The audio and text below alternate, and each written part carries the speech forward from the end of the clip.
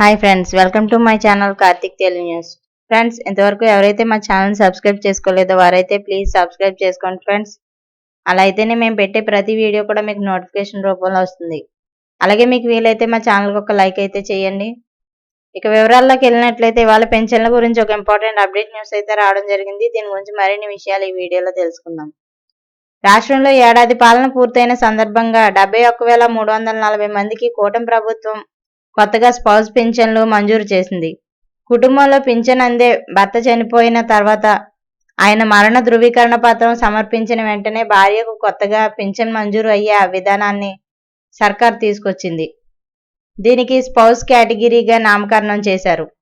2023 December నుంచి ఈ category కింద 71,340 మంది అర్హులన్నట్లు గుర్తించారు. వీరికి ఈ నెల 12న నెలకు 4,000 రూపాయల చొప్పున పింఛన్ అందించాలని ప్రభుత్వం నిర్ణయించింది. అలాగే జూన్ నెలకు సంబంధించి 29.60 కోట్ల రూపాయల విడుదల చేసింది. 12న ఆయా లబ్ధిదారుల ఇంటికి గ్రామ వార్డు సచివాలయ సిబ్బంది వెళ్లి నగదు అందించనున్నారు. సో ఫ్రెండ్స్, ఇది update news. Thank you friends. Thanks for watching this video.